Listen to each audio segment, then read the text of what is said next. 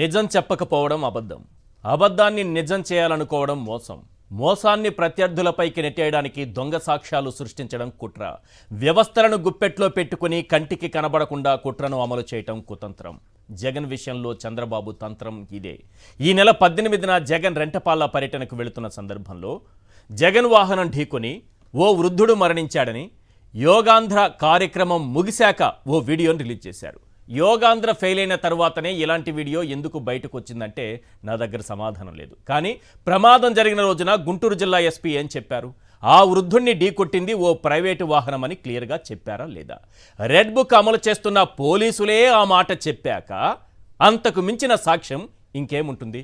పైగా yellow media కూడా ఆ పర్యటన మొత్తం కవర్ చేసింది.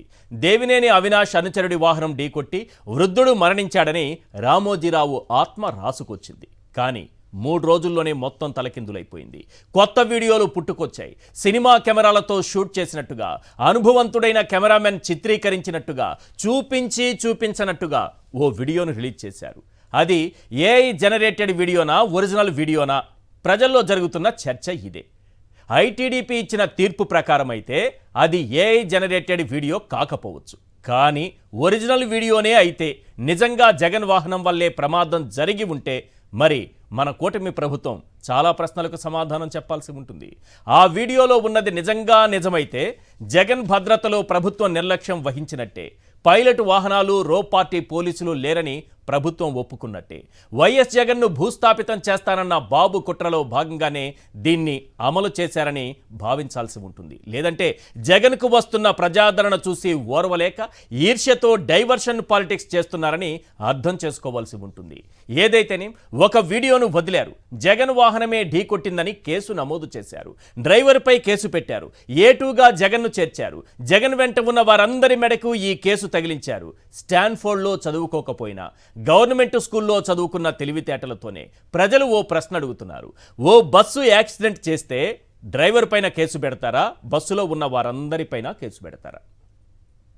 రేపు ఒక కారు యాక్సిడెంట్ అయితే ఆ డ్రైవర్ పైన మాత్రమే కేసు ఉంటుందా? కారులో కూర్చున్న వారందరిపైన కేసు ఉంటుందా? గతంలో ఎప్పుడైనా ఇలా కాన్వాయ్లు ఢీకొట్టినప్పుడు ఎవరైనా మరణిస్తే ఆ డ్రైవర్ పైన కేసు పెట్టడమో లేకపోతే దానిపైన కేసు నమోదు చేయడమో జరిగిందా? లేకపోతే కాన్వాయ్లో కూర్చున్న వారందరిపైన కేసులు పెట్టారా? ముఖ్యంగా చంద్రబాబు నాయుడు గారి కాన్వాయ్ ఢీకొని 2 చనిపోయారనే ఆధారాలు గతంలో 2015లో 16లో అనే వార్తలు కొన్ని కనిపిస్తున్నాయి. ఆ వార్తలు కూడా కాసేపట్లో మీకు చూపిస్తాను. మరి ఆ రోజు ఎవరిపైన కేసులు పెట్టారు? చంద్రబాబు నాయుడు గారిపైన కూడా కేసు పెట్టారా? కాన్వాయ్లో కూర్చున్నోళ్ళు, వెహికల్లో కూర్చున్నోళ్ళు, వెనక వస్తున్నోళ్ళు, ముందు పోతున్నోళ్ళు అందరిపైన కేసులు పెట్టారా? ఇవన్నీ మాట్లాడుకోవడానికంటే ముందు ఒకసారి ఐటీడీపీ రిలీజ్ చేసినటువంటి వీడియో, ఐటీడీపీ వీడియోగానే నేను ప్రస్తుతానికి చూస్తాను. దాన్ని పోలీసులు దాన్ని ఏ రకంగా చూస్తారు, కేసులు నమోదు చేస్తారు, అవన్నీ తర్వాత ఐటీడీపీ రిలీజ్ చేసినటువంటి వీడియోగానే చూస్తాను. ఒక్కసారి ఆ వీడియో ప్లే చేయండి. కొన్ని పాయింట్స్, బేసిక్ పాయింట్స్, మనం గవర్నమెంట్ స్కూల్లో చదువుకున్న తెలివితేటలతోనే బేసిక్ పాయింట్స్ మాట్లాడుకుందాం. ఒక్కసారి ఆ వీడియో ప్లే చేయండి.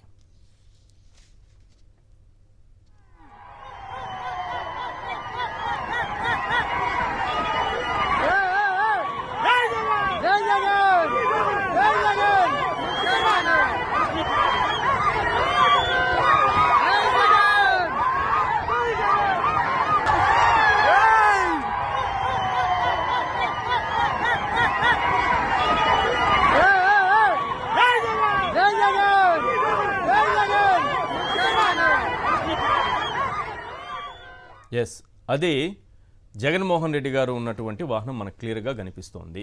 అక్కడ అందులో ఆ చక్రం కింద, అంటే డ్రైవర్ సీటు దగ్గర ఉన్నటువంటి చక్రం కింద ఓ వ్యక్తి నలిగిపోతున్నట్టుగా మనకు కొన్ని దృశ్యాలు కనిపిస్తున్నాయి.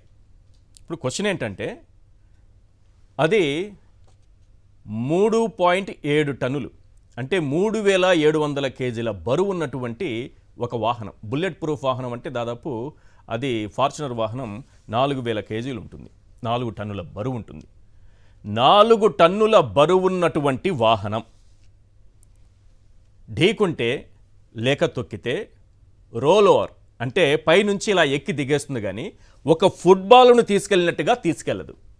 మనం ఆ విజువల్లో చూస్తే ఫుట్బాల్ ఎలా దొల్లుతుందో అలా దొల్లుతున్నటువంటి వ్యక్తి అక్కడ కనిపిస్తున్నారు. నెంబర్ 2,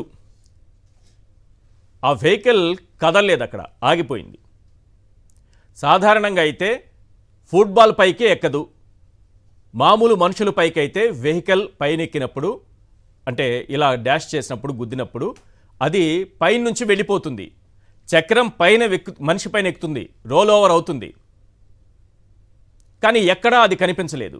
అలా దొల్లుకుంటూ వెళుతున్నటువంటి ఒక ఫుట్బాల్లా అది కనిపిస్తోంది. 4000 కేజీల బరువున్నటువంటి ఒక వాహనం పోనీ ఈ స్థాయిలో ఢీకొడితే 2 రకాలుగా ప్రమాదాలు గుర్తుపెట్టుకోండి. వెహికల్ స్లోగా 10 కిలోమీటర్ల వేగం కూడా లేదు, 5 కిలోమీటర్ల వేగం కూడా లేదు కనీసం. అక్కడ మీకు ఇంకో దృశ్యాన్ని దాన్నే క్లియర్గా అర్థమయ్యేలా చూపిస్తాను. మొత్తం అక్కడ కనిపిస్తున్న దృశ్యాలు కేవలం 2 సెకండ్లు మాత్రమే. మీరు టైం తీసుకోండి. వ్యక్తి అక్కడ ఉన్నది కేవలం 2 సెకండ్లు మాత్రమే, ఆ వ్యక్తికి సంబంధించినటువంటిది. వెంటనే ఈ కెమెరాని మన సినిమా డైరెక్టర్లు చెప్తారు కదా, ఇలా షూట్ చేసిన తర్వాత ఇలా వెళ్ళి అక్కడ చూపించాలని, ఆ విధంగా ఇది 2 సెకండ్లు తీసుకొని నెక్స్ట్ జగన్మోహన్ రెడ్డి గారిని ఎస్టాబ్లిష్ చేస్తున్నటువంటి కెమెరా. 1, 4000 కేజీల బరువు ఉన్నటువంటి ఒక వాహనం అతని పైనుంచి వెళ్ళిపోవాలి, కానీ అక్కడ అలా జరగలేదు. ఒక ఫుట్బాల్ని దొల్లినట్టుగా దొల్లుకుంటూ వెళుతుంది. సాధారణంగా ఎలా జరుగుతుందనేది కూడా ఒక వీడియోలో తర్వాత మీకు నేను చూపిస్తాను. ఇప్పుడు ఈ స్థాయిలో యాక్సిడెంట్ జరిగిందంటున్నారు. నెక్స్ట్ నెంబర్ 2, ఈ వాహనం ఆగిపోయింది, కదలలేదు, అది కూడా చూపించండి. రెడ్ మార్క్ ఉన్నటువంటి విజువల్ ఒకటి ఉంటుంది, అది కూడా వేయండి. వెహికల్ కదలడం లేదు, అతను 2 సెకండ్స్ మాత్రమే అక్కడ కనిపిస్తున్నాడు, అంతే. వెహికల్ ఆగిపోయింది, వీల్ కదలట్లేదు. మీరు చూడండి, వీల్ కదలట్లేదు అనడానికి రెడ్ మార్క్ ఉంది. ఎక్కడ దానికి ఉన్నటువంటి బోల్ట్స్ అన్నీ కూడా ఏ పొజిషన్లో ఉన్నాయో అన్నీ అక్కడే ఉన్నాయంటే వీల్ కదలట్లేదంటే వెహికల్ ఆగిపోయింది, కదలట్లేదు ముందుకి. గమనిస్తున్నారు కదా? ఎస్. ఇప్పుడు సెకండ్ క్వశ్చన్ ఏంటంటే, ఈ వీడియో తీశారు, పోనీ జగన్మోహన్ రెడ్డి గారు వచ్చినటువంటి ఉత్సాహంలో వారందరూ ఉన్నారనుకుందాం. ఇక్కడ నుంచి వెహికల్ ముందుకు వెళ్ళాలంటే అతన్ని కారు కింద నుంచి తీశారా, అలాగే తొక్కుతూ వెళ్ళిపోయిందా, దాటుకొని అతని మీద నుంచి వెళ్ళిపోయిందా? ఒకవేళ అతన్ని బయటికి తీస్తున్నప్పుడు ఈ వీడియో తీసిన వ్యక్తి ఆ వీడియో ఎందుకు తెలియదు? నెక్స్ట్ ఏం జరిగిందన్న వీడియో ఎందుకు ఇప్పటి వరకు బయటకు రాలేదు? ఆ వాహనం ఆగిపోయింది, అక్కడ ఆగినటువంటి వాహనం ఎలా ముందుకెళ్ళింది? అతన్ని బయటకు లాగారా ఎవరైనా? ఆ వీడియో లేదు. అతని పైనుంచి అలాగే వెళ్ళిపోయిందా? ఆ వీడియోనూ లేదు. ఇప్పుడు నెక్స్ట్ ఏం జరిగింది అతనికి సంబంధించి అంటే ఒక 2 బాక్స్ ఒకటి చూపించండి. ఆటోలో, అంబులెన్స్లో అతన్ని తరలిస్తున్నటువంటి దృశ్యాలకు సంబంధించి సెంగయ్యని, ప్రమాదంలో మరణించినటువంటి సెంగయ్యని తరలిస్తున్నటువంటి దృశ్యాలు ఒకసారి చూద్దాం. ఆటోలో అంబులెన్స్ కూడా ఇవ్వండి ఉంటే ఆడియో, చాలా కీలకం ఇది, ఆడియో కూడా వినాలి.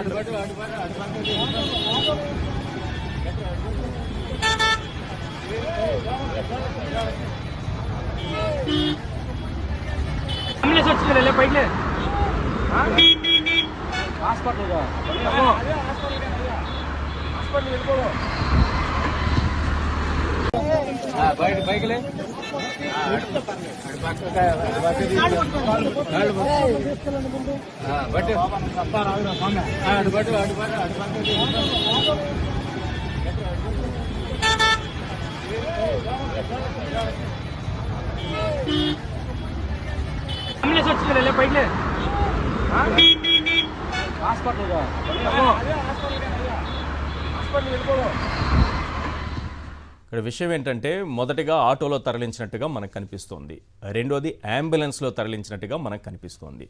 ఒకవేళ ప్రమాదం జరిగిన వెంటనే ఆటోలోనే తీసుకొచ్చారు, కొద్ది దూరం తర్వాత అంబులెన్స్ని పిలిచారని అనుకుందాం, ఇది కూడా నమ్ముదాం. Auto, ambulance నమ్ముదాం. ఆటోకి సంబంధించిన ఒకసారి ఫుల్ స్క్రీన్ తీసుకోండి. ఆటోలో తరలిస్తున్నప్పుడు అతన్ని చూడండి, 4000 కేజీల బరువున్నటువంటి ఒక వాహనం ఢీకొన్న తర్వాత అతని మెడపై నుంచి వెళ్ళిన తరువాత మనిషి అలా కదలగలుగుతారా? అతను చేయి పెట్టి పైకి లేస్తున్నారు, బాగా గమనించండి. సింగయ్య చేయి నేల కానిచ్చి పైకి లేస్తున్నారు. అతని మెడ కూడా సాధారణంగానే ఉంది. మెడ సంబంధించి దీనికి సంబంధించినటువంటి బోన్స్ ఫ్రాక్చర్ కాలేదు. అతను చేయి నేలపైన పెట్టి పైకి లేచే ప్రయత్నం చేస్తున్నారు కాబట్టి చేయి కూడా ఫ్రాక్చర్ కాలేదు. అతనికి ఉన్నటువంటి గాయాలు చూస్తే ప్రాణాలు పోయే గాయాలైతే కావు, ప్రాణాలు పోయేటటువంటి గాయాలు కాదు. మరి ఏం జరిగింది? హాస్పిటల్కి వెళ్ళగానే ఎలా మరణించారు? అతను మాట్లాడుతున్నటువంటిది మళ్ళీ ఒక్కసారి ప్లే చేయండి. అంబులెన్స్లోకి వెళదామని అతనితో మాట్లాడుతున్నప్పుడు అతను మాట్లాడగలుగుతున్నాడు. పక్కనున్న వాళ్ళు చెబుతున్నారు. ఒక్కసారి ప్లే చేయండి. చేయి పెట్టి పైకి లేస్తున్నారు, గమనించాలి.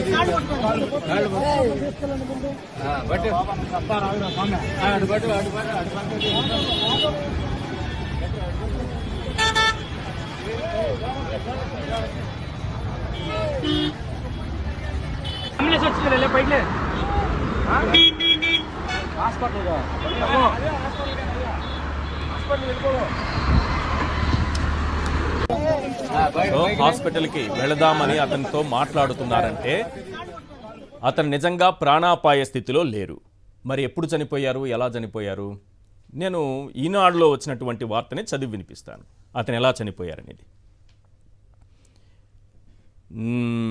నల్లపాడు పోలీస్ స్టేషన్ పరిధిలోని ఏటుకూరు బైపాస్ ఆంజనేయ స్వామి విగ్రహం వద్ద సింగయ్యను జగన్ ప్రయాణిస్తున్న వాహనం ఢీకొని ప్రమాదం జరిగింది. ఈ ప్రమాదంలో గాయపడిన సింగయ్యను రోడ్డు పక్కన పడుకోబెట్టినట్లు సమాచారం రావడంతో 108లో ఆసుపత్రికి తరలించాం. పోలీసులు చెబుతున్న దాన్ని బట్టి ఇది వాళ్ళ ఈనాడు పేపర్లో వచ్చింది. బాగా వినాలి. ఇక్కడ 108లోనే తరలించారు. ఇక్కడ ఆటో పోయింది. ఎందుకు ఆటో వచ్చింది, ఆటోలో ఎంత దూరం తీసుకెళ్లారు ఏంటనేది పక్కన పెట్టేసేయండి. ఇప్పుడు 108 మాత్రమే మిగిలి ఉంది. 108లో ఆసుపత్రికి తరలించాం. అప్పటికే మృతి చెందినట్లు వైద్యులు నిర్ధారించారు. ఎప్పటికి మరణించారు? అంబులెన్స్లో ఎక్కేటప్పుడు కూడా మాట్లాడగలుగుతున్నటువంటి సింగయ్య హాస్పిటల్కి వెళ్లేలోపు మరణించారు. మీకు అందరికీ అర్థమవుతోంది కదా. ఆటోలో తరలించినప్పుడు మాట్లాడగలుగుతున్నాడు, పైకి లేవగలుగుతున్నారు, చేయి నేల కాంచి మరి తనే స్వయంగా లేవడానికి ప్రయత్నం చేస్తున్నారు. లేచారని చెప్పట్లేదు, ప్రయత్నం చేస్తున్నారు. తర్వాత అంబులెన్స్లో తరలించే సమయానికి మాట్లాడగలుగుతున్నారు. కానీ హాస్పిటల్కి వెళ్ళే సమయానికే మృతి చెందారని కాలుపైన కాలు వేసుకున్నారు. మీరు గమనించారో లేదో? అంటే స్పృహలో ఉన్నారు. అది ప్రాణాలు పోయేంత గాయాలు కావనేది క్లియర్గా కనిపిస్తోంది. ప్రాణాలు పోయేంత గాయాలు అక్కడ లేవన్నది క్లియర్గా కనిపిస్తోంది. కానీ 108లో ఆసుపత్రికి తరలించాం. అప్పటికే మృతి చెందినట్లు, మీరు ఈ పాయింట్ గుర్తుపెట్టుకోవాలి, అప్పటికే మృతి చెందినట్లు వైద్యులు నిర్ధారించారు. ఇది చాలామందికి వస్తున్నటువంటి అనుమానం. ఇప్పుడు జనరల్గా ఇంకొకటి చూద్దాం.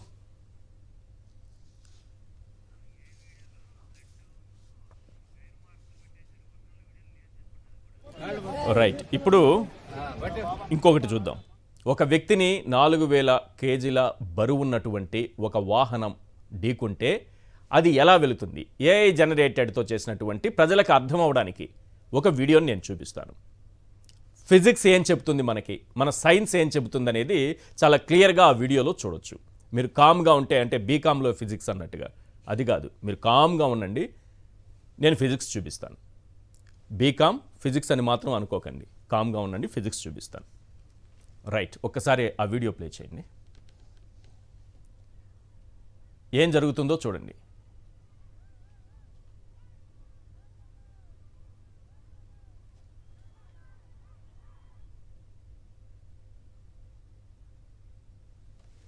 ఇది అందరికీ అర్థం కావడం కోసం చేసినటువంటి వీడియో. ఒక వ్యక్తిపై నుంచి ఆ బరువున్నటువంటి వెహికల్ తప్పనిసరిగా అతన్ని దాటుకునే ముందుకెళుతుంది. ఫుట్బాల్ని తాకినట్టుగా తోసుకుంటూ ముందుకు వెళ్ళదు అనేది సైన్స్ మనకి క్లియర్గా చెబుతోంది. ఏ కోణంలో చూసినా మీరు ఇంకా బాగా అర్థం అవ్వాలంటే, ఒక వాటర్ మెలాన్ని మనిషి అనుకోండి.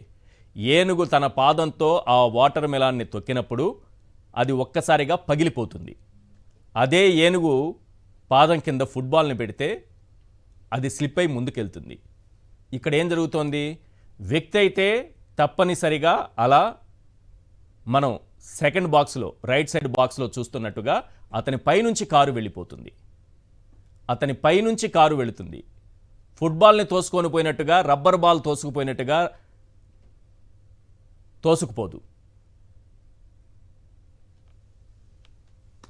మరి ఇందులో ఉన్నటువంటి గూడు పుఠాని ఏంటి? Point number 1.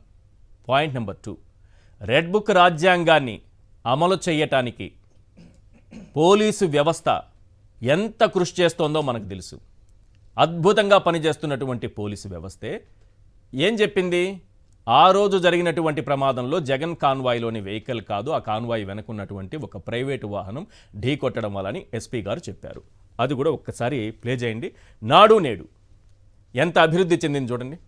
లింగయ్య అనే వ్యక్తి వెంగళాయపాలెం విలేజ్ నల్లపాడు లిమిట్స్లో ఉన్న వ్యక్తి యాక్సిడెంట్లో చనిపోవడం జరిగింది. అక్కడ జరిగినది ఏంటంటే AP 26 CE 0001 అనే టాటా సఫారీ వెహికల్, అది కాన్వాయ్ భాగం కాదు, ఒక ప్రైవేట్ వెహికల్.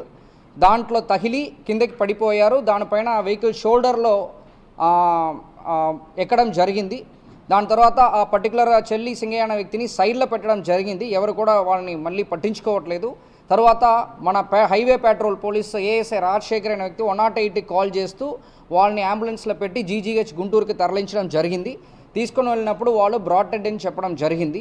మనకి ఒక వీడియో దొరికింది. దాంట్లో ఏంటంటే ఎవరు చనిపోయారో సింగయ్య, మన XCM గారు వెహికల్ ఫార్చునర్ వెహికల్ వీల్ కిందకి వాళ్ళు పడిపోవడం, దాని వెహికల్ టైర్ ఎక్కుతున్నట్టు ఒక వీడియో మనకి ఎవిడెన్స్గా దొరికింది.